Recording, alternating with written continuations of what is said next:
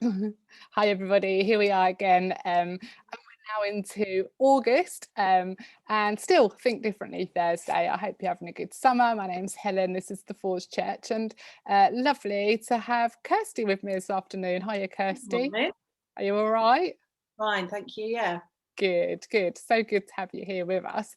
Do you want to just like in a little nutshell, just tell us who you are for anyone that doesn't know? Yeah, so I'm Kirstie. I live in Suffolk. I live near Bury St Edmunds. I am a teacher. I have a husband called Johnny and 3 sons.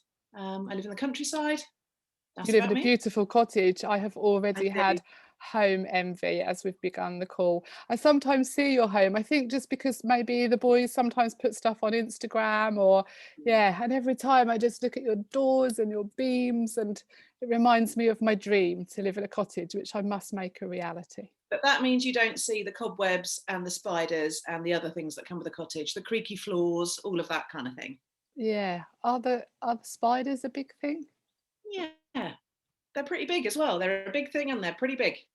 Because Okay. we live in the countryside surrounded by fields, so when harvest Yes. happens, they Yeah. like to come and find my home. Oh, are you a spider catcher? What do you do? No, I'm a spider screamer.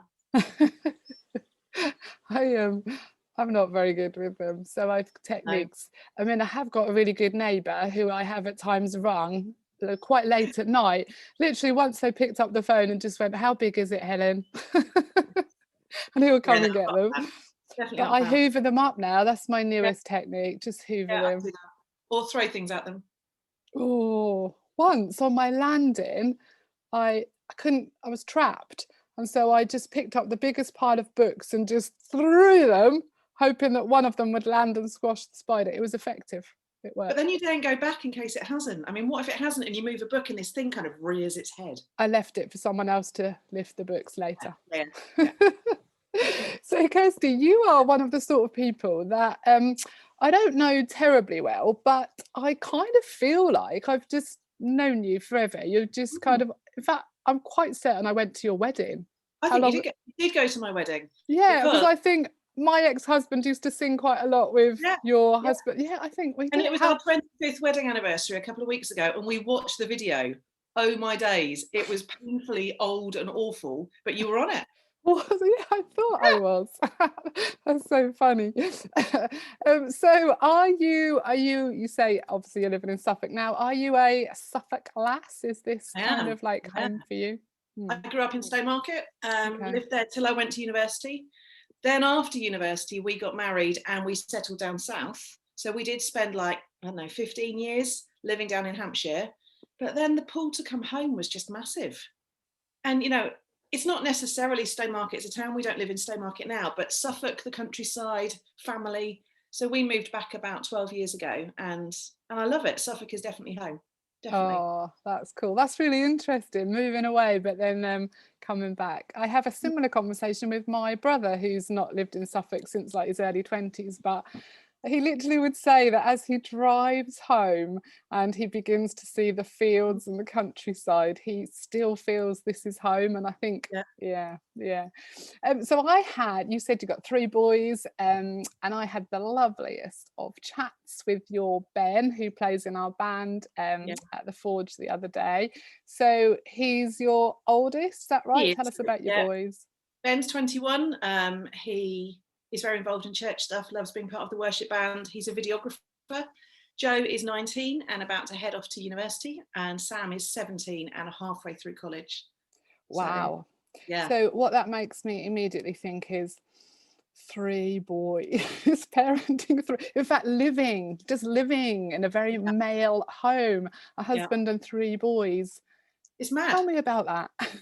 mad. Now, I remember Ben saying on his video that I'm not a very girly girl, and he's Yeah. totally right. I'm not. I've never been interested in glitter and craft, and none of that does it for me at all.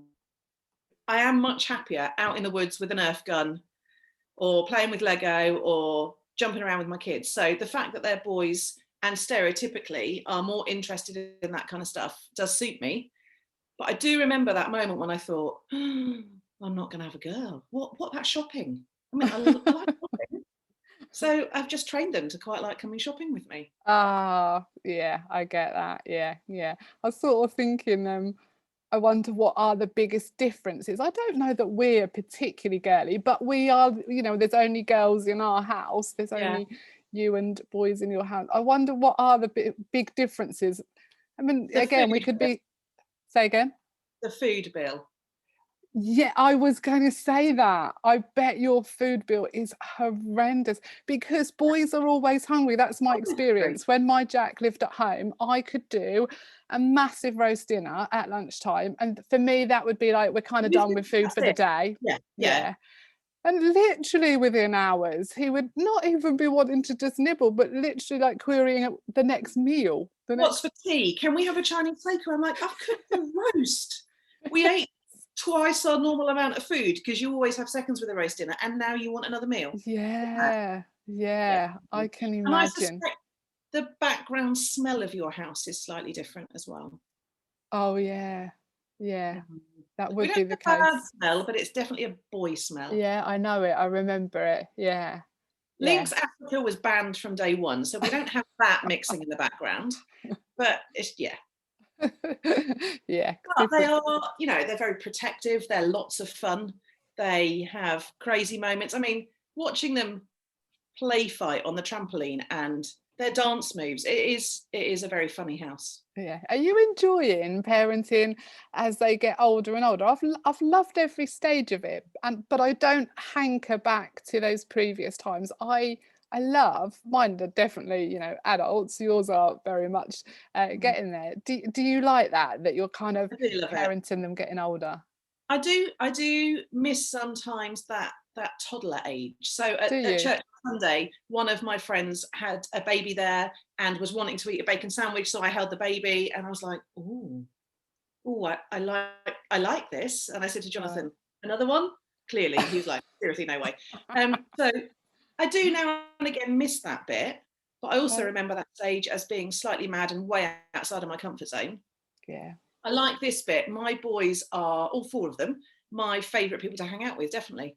Yeah. Jonathan's away for a few days at the moment visiting his brother, and I've loved just going out with the boys, going shopping. They went paddleboarding yesterday. I didn't, it was too windy, but I love taking them and watching, and Yeah. they are my favourite people to hang out with, Yeah. definitely. Yeah. So They're that, really yeah, fun. that's absolute testament to your family life, isn't it? And your And parenting as well. seeing who they are starting to be as young adults and just looking at all the things you've done with them as they're growing up and the decisions that they make based on the support and everything you've given them. It's Yeah. amazing. I love it. Yeah, yeah. At times, I think, particularly, it's a conversation I have with Jack. If I say to him, "Oh, I'm just so proud of you," if there's like something that's happened or he's done, and at times he'll say, "But yeah, that's you, Mum. That's your influence," and it's just like, oh, I've got a day out. I'm proper excited with my two and Jack's girlfriend on Saturday, going to London for the day. Oh, can't wait. Wow. Just time with them is It's so lovely lovely, when isn't it? you're really looking forward to that. But Yeah. I don't know about you. I've also found parts of this stage of parenting the most difficult as well, Oh, because absolutely. they're making decisions that really could impact quite a chunk of their life. Yeah, And you want to support them yeah, to help them think it through and make the right decisions.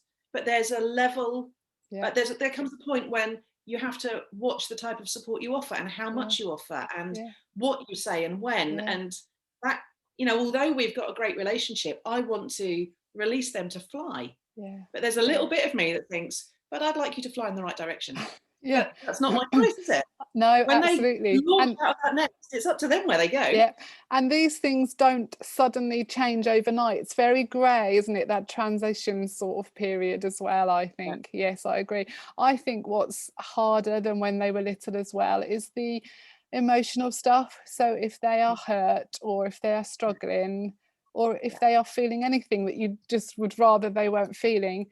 you can't take that away, and you can't.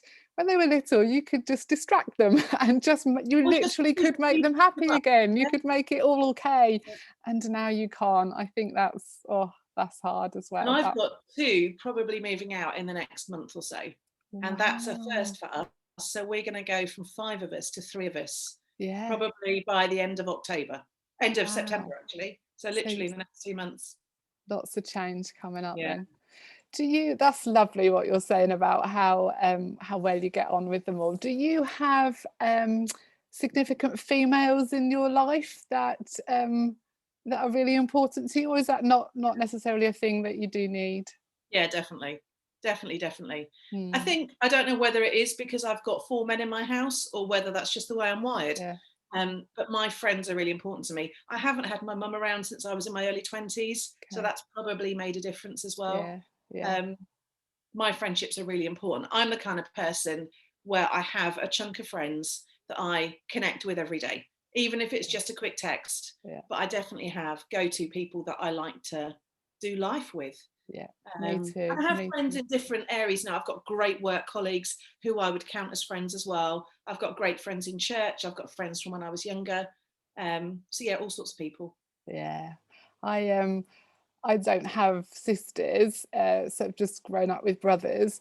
Um, and yesterday I met up with 3 friends, haven't seen them for 18 months. They're like literally my oldest friends in the world. We met sort of primary school and middle school.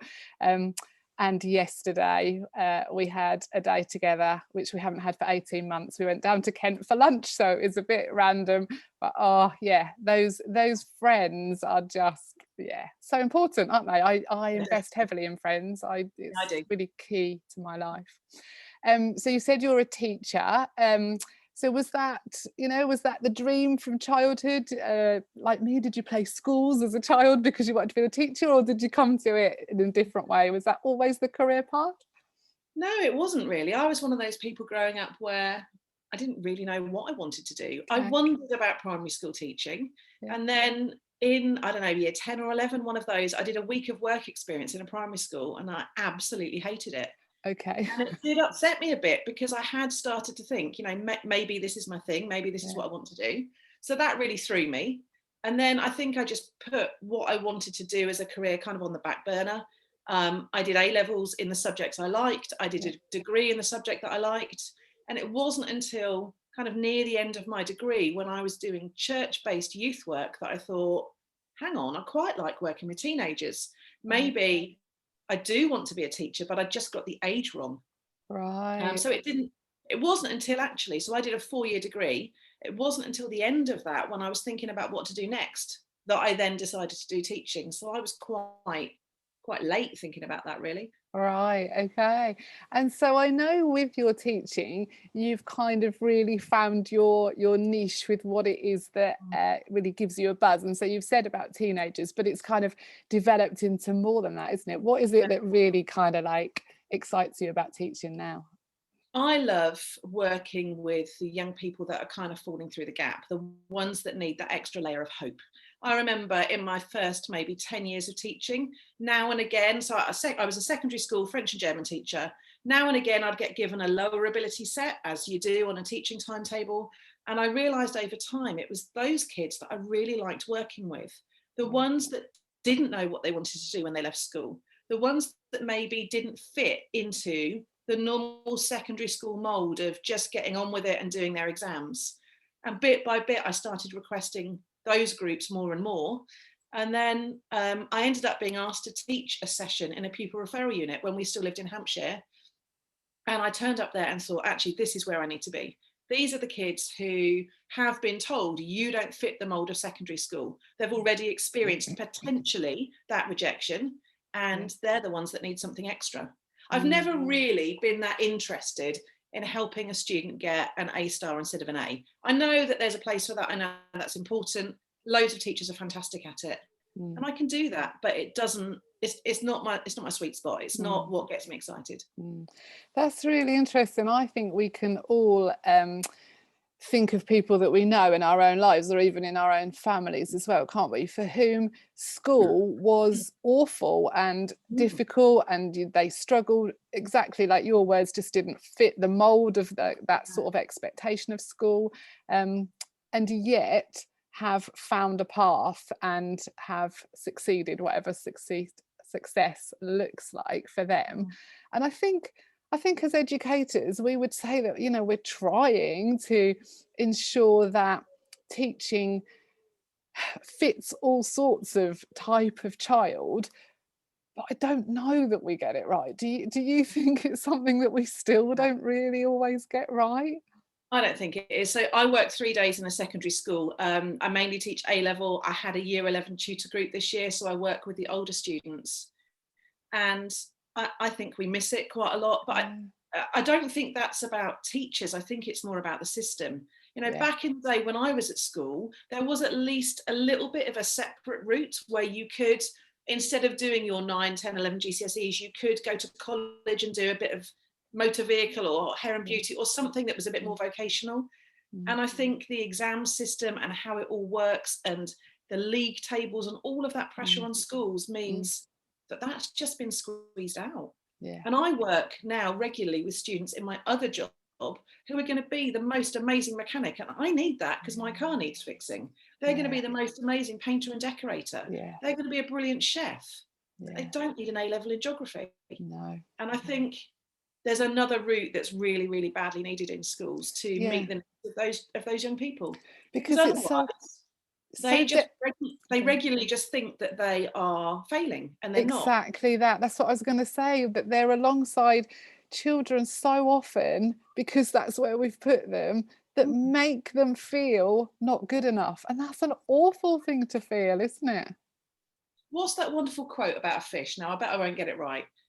If you judge a fish by its ability to climb a tree, it's going to think it's failed. But a fish isn't supposed to climb a tree. And they are the kind of young people that I really like to work with. It's about bringing hope for me. It's about bringing them hope that although they feel they don't fit in the system, that's just because the system's not suited to them. It's not about them, it's about the system. And if I can help bring them a bit of hope that there is life outside of school and that they can be successful and they have a right to be who they are and who they want to be. That's what I love.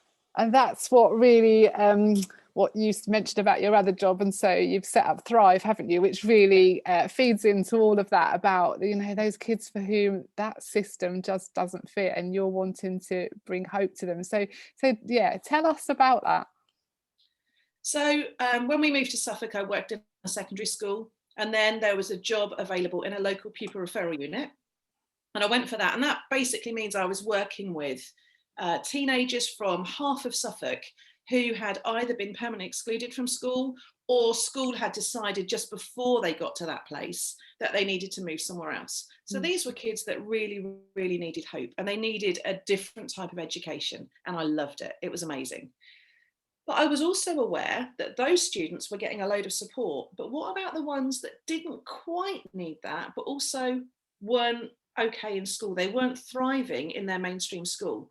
Through no fault of their school had to meet the needs of the majority. But what about the other ones? And it was at that point of time that Ben had started working in the cafe at the Mix in Stowmarket. So I was introduced to the building, had a look around, met some of the people there, and thought, hang on, this place is amazing. There aren't young people here during the day because they're generally at school. But what about the ones that are at school but aren't okay? Can we do something here? So I left my pupil referral unit job, set Thrive up at the Mix. So what we do is we work with 8, 9, 10 local secondary schools. They send their pupils to us for 1 day a week so that we can do something different with them, and we can bring that bit of hope.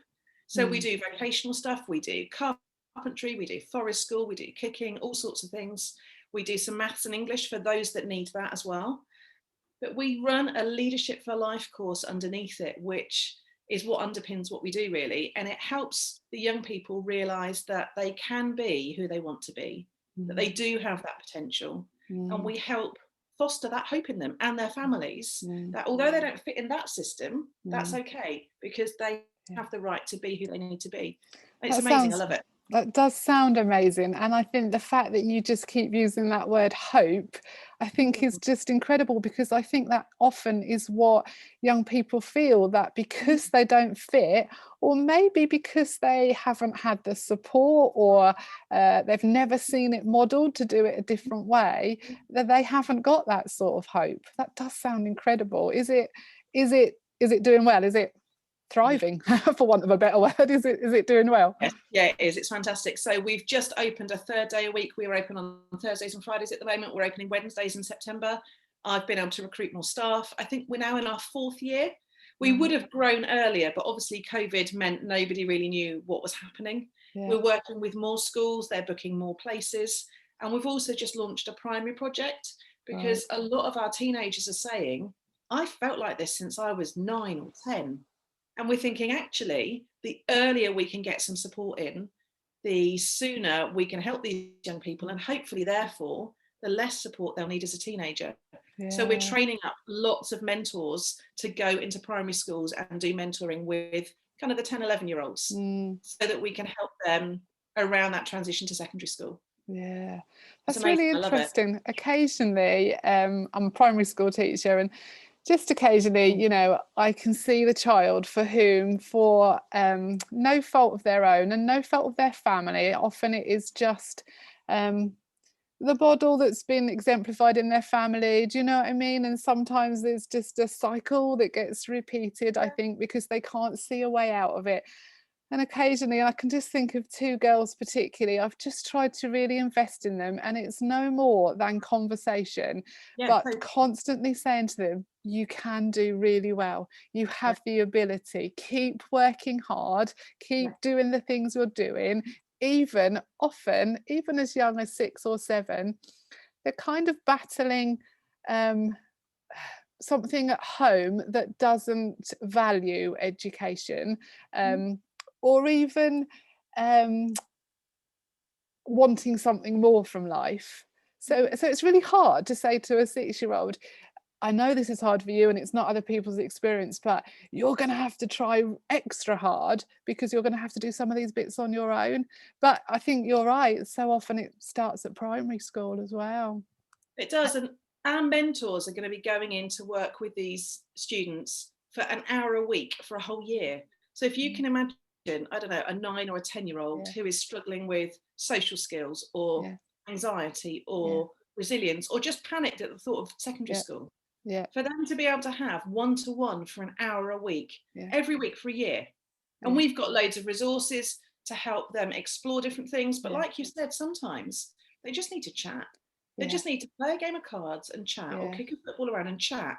But have that chat be led in a meaningful way, and have somebody give them time. And for some children that will be quite an alien thing, to have that conversation and positivity and that hope spoken into their lives for an hour every day. That would be revolutionary for some children. So we're really excited about that. That's going to be amazing. That is amazing. Yeah, I love the name Thrive as well, because that's such a positive name. If you think about, you know, the term that we're used to in education, pupil referral unit, just doesn't have that same positivity around it, does it? Thrive is just brilliant. How did you come up with it? Was it because that's what you want them to do? I'm not really sure how we came up with it. I remember sitting around a table and coming up with a few different words. But the reason I like Thrive is because as part of the journey, when something's thriving, it's doing it without support. And I think I like to work with our staff to realise that we are successful when they no longer need us. And I think that can be quite an alien concept when you're supporting people, because you build up that rapport where somebody talks to you and you believe your successes when they lean on you and you've got a good, healthy, supportive relationship.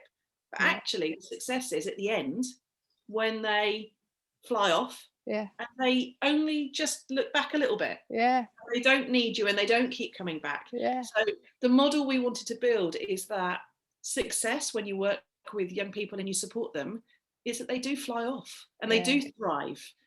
Isn't that just like you were saying about parenting earlier as well? Just wanting them to be equipped to be able to do their own thing. And we're still here, aren't we? But we want them to fly. And I think names inspire people. So the primary project we're doing is called Green Lights. And I like that, because that's about supporting young people to work out how to find the green lights to move forwards, and what the red and amber lights might mean, and how to support them to understand those. And I find names like that quite emotion evoking. I Yeah, like it's it. brilliant. It's really brilliant. So, Kirstie, you're part of the Forge Church, and I know you're a Christian. So, are the two things for you connected?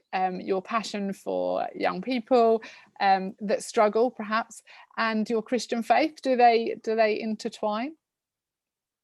Yeah, I think they do. Definitely. Again, it does. It goes back to that word hope. I Mm, think me learning about faith and understanding faith in my late teens led me to realize that my faith brings me hope. It's mm, not that I didn't have any hope beforehand, but my faith just brings me a different level of hope and a different view on what is important. mm, yeah. And over my late teens and my early 20s, it just opened my eyes to other people that are out there and the needs that are there. I Mm, think my faith underpins everything that I do. It's hard mm. to get your head around who you would have been without it, really, isn't it? Yeah, yeah, yeah. And if it's kind of, yeah, if everything is saturated in your faith, it's, Mhm. yeah, you don't separate them out, do you? No. So, does being a Christian mean that you're a bit of a soft teacher? There is a bit of a stereotype, particularly being a female, that it's a bit that actually you might be a bit weak. So they sort of don't sit together in some people's minds. Perhaps a Christian female teacher that's working with young people that are struggling, potentially of being excluded or in that kind of space, those things kind of like don't sit together. So I'm guessing you're not like a twin set and pearls soft teacher. No. I would say I have to be careful more the other end in Okay. terms of somehow, and I don't quite know how it's happened, I have quite a presence in a room and I am the feisty one. I often talk about working with spicy young people, but I think I have my own level of spice as well. And I think I have to be, I know every teacher knows their strengths and the areas that they struggle with the most. And for me, my strength is my feistiness, but it can also be an area I really have to keep an eye on because if you have that bigger presence in a room, you can end up detracting from students leading themselves and other Yeah, staff leading students. So I would yeah. say I am right at the other end of that spectrum. I am not a fluffy female Christian teacher. I I'm kind the of knew opposite that. of that. I don't One- quite know how, but I am. So you mentioned about coming to faith as well and that decision to become a Christian. So tell us a bit about that journey. Had you grown up with Christian parents? No, I hadn't. Not at all. I don't remember ever going to church. I don't remember, I wasn't part of a faith-based primary school or anything like that. I don't Right. didn't really have any exposure to faith-based stuff at all. Okay. And then as a teenager, I think I was maybe 15, my neighbour said, "We're going to the beach for the day." And I thought, oh, okay, let's go to the beach with her mum and dad. But no, she was going to the beach in a minibus with a bunch of young people and asked if I wanted to come. I'm like, yeah. What she didn't tell me was that the day would finish with a church service. Okay. But I had a day at the beach. So I kind of endured that. And I went back relatively regularly over that next year because not back to the church specifically, but back to the youth stuff. Yeah. They often did things on a Sunday afternoon and it did end in a church service. And I remember thinking that I was enduring the hour of a church service because I got to go out for the day beforehand. Yeah. But bit by bit, the bit that I was enduring actually started to sink in.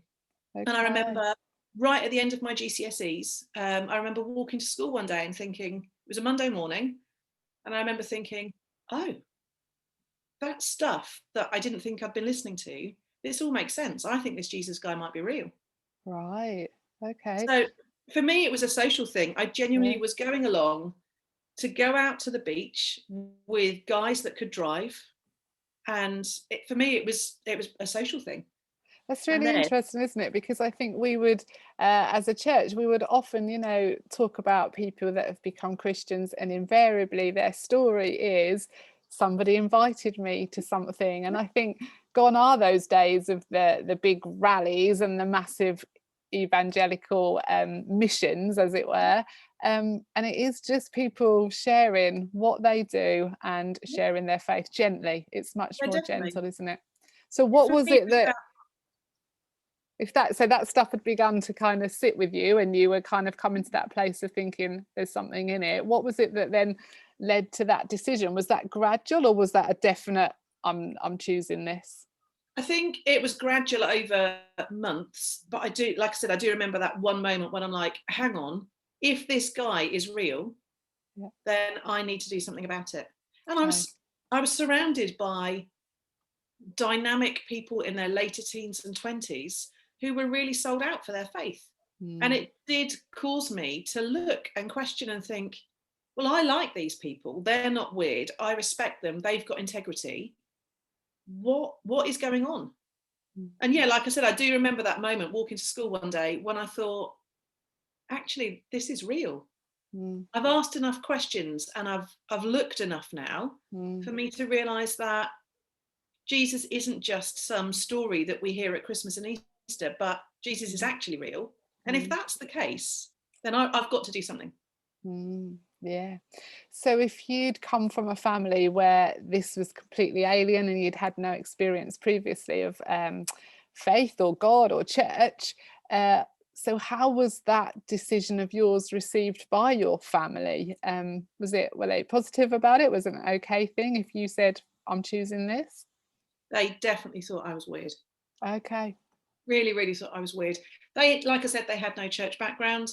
The church that I was part of definitely had a reputation for being a very lively church. Okay. I don't know what my parents had heard, but they felt it was weird. It wasn't weird. It was just a lively church full of young people. It was very charismatic. People put their hands in the air, people clapped. And I think my parents' minds kind of ran away with them. I remember one Sunday morning, my mum was sitting at the table reading a newspaper, and there was something on the front page about cults and baby sacrifice and some awful front page story. And she looked at me and said, you're going to be doing that next. There was genuinely a level of fear about what it was that I'd got myself into. I don't judge my parents for that. If they didn't know what their 16-year-old daughter was getting into, it's right that they were worried. And it's right that they wanted to check it out. I remember saying to them I wanted to get baptized, and that they felt that was kind of signing up to something and becoming a member of something. And they said, we don't want you to do this. We don't know enough about it. And actually, whilst on the one hand, I felt the Bible's telling me to be baptized, my parents are worried about what I'm doing. So I chose to wait a few years because their fears were real. Yeah. And looking back now as a parent with a 17-year-old, if my child was wanting to buy into something that I knew nothing about, then I'd be worried too. Yeah. But over time that changed. Did it? Did they become less resistant over time? Definitely. They got to know my friends. They got to know the parents of some of my friends who also went to church. They got to see some of the impact of my faith. My dad had a heart attack when I was 17, so I hadn't long been a Christian, and he was in hospital for quite a while and was really poorly. And my mum relied on me a bit because that's what family does. And I remember her saying to me one day, I don't know where you get your strength from. Oh, yes, I do. Okay, so something's starting to sink in. Yeah. I got to know my boyfriend, now husband, and thought he was great. And yeah, just bit by bit, I guess for them, their fears were eased. And that makes a massive difference as a parent. Because they could see you living it out. Yeah, I get that. It was safe, and actually it was benefiting me. One thing they did say was, surely it means we've been bad parents if you feel you need something else. And that's something that really stuck with me. They felt, if they'd given me enough, I wouldn't need a faith on top. And I tried to explain that's not the way that it is. I had a fantastic childhood. My parents were wonderful. That's really interesting, isn't it, though, that perception that it was a failure of theirs, that you wanted something else. Oh, yeah. That's hard, isn't it? That's really hard for parents to navigate. So, whatever, 30 odd years on, you've stuck with faith and Christianity. Why would you say that is? Have there been points where you've kind of wanted to walk away from it all, or what is it that's kept you living this life of faith? I think there have been darker moments. I lost both of my parents, my mum when I was in my 20s, which is quite early. There's moments where you question what's going on in the world, but I don't attribute that to God. It's not his fault my mum died. there have definitely been times when I've had moments when I've thought, is this really real? That's natural. Faith is about believing in something you can't see. So I don't think anybody would be being real with themselves if they didn't have some moments when they question what's going on. But I believe I have a relationship with God, and he's somebody I can turn to all the time. He's always good. Why would you consider walking away from that? So for me, it's a non-negotiable. God is a very big part of my life, and I love that. It doesn't mean, though, like I said, because believing in something you can't see, doesn't mean there haven't been moments. But also, I am surrounded by good Christian friends. So when I have a wobble, I've got people I can talk to, which is really important. Yeah, definitely. And I think for lots of people, what we've experienced over this last little while with the removal of that physical meeting with other people in what we've known for so long as that church service, the removal of that, and obviously we've done lots of different things in different ways, but taking that away, I think for some people has really shone a light on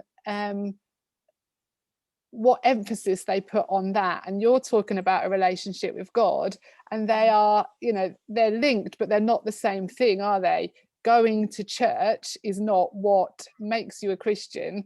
It's that relationship thing that you've mentioned. And so I think folk have really realized, particularly in this time, that they need to invest so much themselves in that relationship. They can't rely on just what goes on in a church service. So what does that look like for you? How do you ensure that you maintain that relationship with God and you grow in your faith? What is it that you do? I'm a big people person. I like to stay connected. I'm not a massive fan of Zoom. I mean, we all thought it was fantastic to start with, but we're a bit over it, aren't we? Let's be fair. But it has enabled me to stay connected with people. So I've done a lot of FaceTiming and a lot of Zoom with my Christian friends as well as all my other friends. I've got a running mates group, so 3 of us meet up, whether that's Zoom or in person regularly. We chat through books and things like that. That really helps me. I like being able to do life with people and be real. I'm a music person. I don't have a brilliant singing voice, but there's often nobody else in my car, so that's fine. So I always, on the way to work, I always listen to our church worship music really loud, because it's a good way to start my day. I feel like I'm with our church if I can recognise the voices that are singing. I really like that. So I walk that up really loud for 25 minutes on my way to work. People probably think I'm mad as I'm driving along, but there we go, I don't mind. So for me, that's a real area of, it's a routine, and routine's quite helpful for me. And I love reading. I'm a reader. I spend probably an hour in the bath every evening reading a book. Love it. It's my downtime. And it's not always a faith-based inspiring book. Quite often it's just chick rubbish, as we do.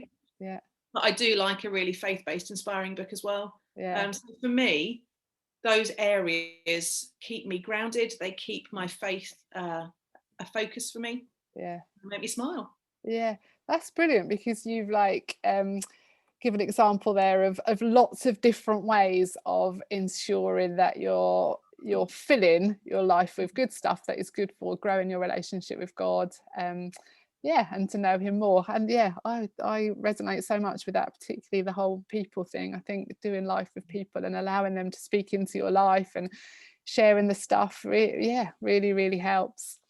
And in talking about church, so people may or may not know that are listening, so we've gone from a 3-location church to 1 location for now, and that has major implications for people, and not least you, because your proximity to Thurston, which is one of the locations we're not meeting at now, so that's hard, isn't it?